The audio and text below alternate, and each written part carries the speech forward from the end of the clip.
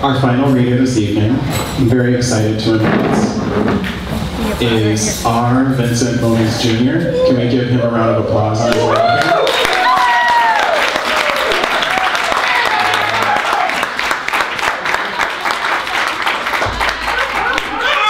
I'm sorry to mess with your levels right there. Sorry. Good evening, everyone! Good evening! Holy man, I didn't know that so many people were going to stay. Love. Love is awesome. It really is, sir. I have to tell you, love is awesome. I'm going to show you. Are you ready? Ready, sir, right? Yeah? A little bit? Okay. Here we go. This first one is called Bison Heart. It's about when I was young, so my definition of love was skewed and, well, skewed and weird, like most love. So anyway, let me get into it. Bison Heart. Instead of your breast, I felt your beat as we kissed our first kisses in a closet full of dreams and trivia. You jerked back as I bobbed my head to the flow of your macrocosmos. 7 minutes in heaven, hurling into 7 years of illusion. View my imagined cape and cowl from bathroom mirror as I practiced your spaces. The move from rural to urban was the best carnival ride I had ever been on. Moving at all speeds and gone in every direction. Dizzy when my pop shot me the only advice I'd ever been given. Boy, you gotta be tough. So there, in the center of the Little Earth projects, I practiced every swear word I knew, building armor for the warrior I might become. Scent of my Nagaz fancy face powder. 1 part lavender, all parts warmth. It was in those brown, dialysis punctured arms that I learned this rich powdery smell meant she would keep me from harm and lift me far up from the darkness below. Manae began to howl and beat upon her chest. The Missouri and Ninth Rivers flow from her into that flowery powder box. From her, I learned that the smell also meant he could be dragged, kicking and screaming, into the deepest, darkest gully.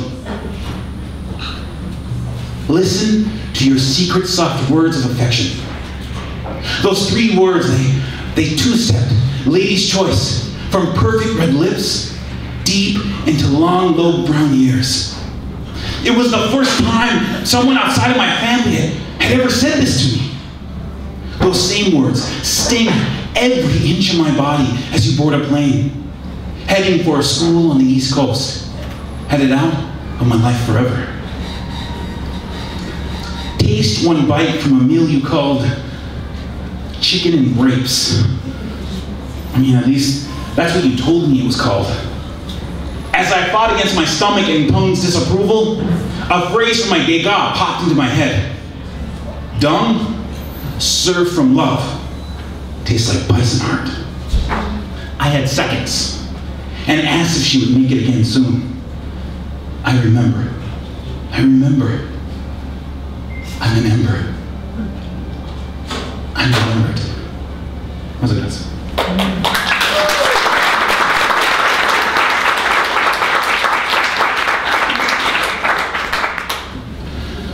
It's really cool to be nerdy now. I mean, like, when I was a kid, man, it was not cool to be nerdy. Like, I had to, like, hide it. I grew up in the Phillips neighborhood. I had to hide it from everyone. My friends here from something, he didn't know I read comic books until I was 18. So this is that love mixed in with a love for a tiny white one.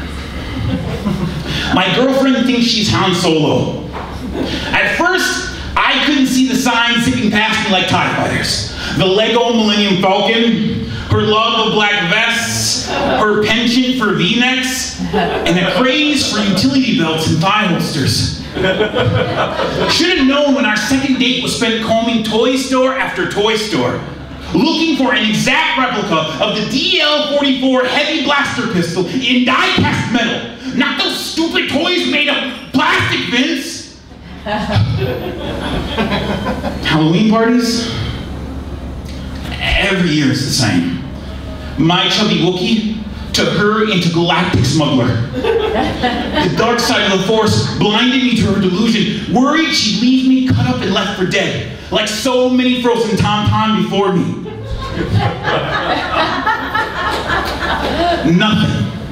Nothing can damage how I feel about her, though.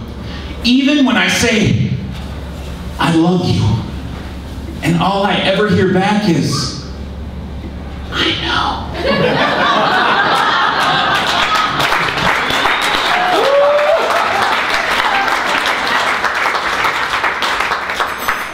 You know what? I need a little red light for this next one.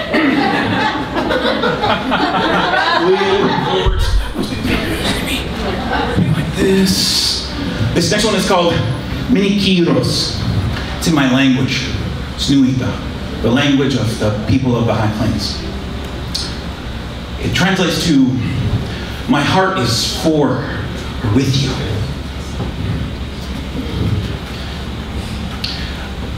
I'll give you a little context. Somebody was really mad at white people on Facebook, because, you know, people are really mad at white people on Facebook. I have no idea why. But they're really mad at them. And I thought, well, it's time to make people laugh. Because, you know, hating and hating and hating and hating a color, man, that doesn't get you very far at all. So I just opened up, and this came out. Honest. Hey, I believe Indians and Wasichus don't belong together either as well. But I can't seem to shake this tiny white woman who just loves the shit out of me.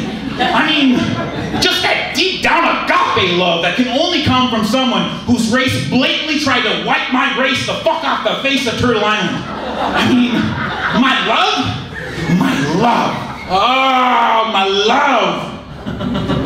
my love for her pierces my heart like justified arrows into her ancestors. I want to love her so much, her grandpas and grandmas on both sides of her stink Wasichu family disown her and take away the trillions they theoretically and literally stole from me. I want to love her so hard, her white guilt pops out of her like packets of mayo she's constantly trying to get me to try.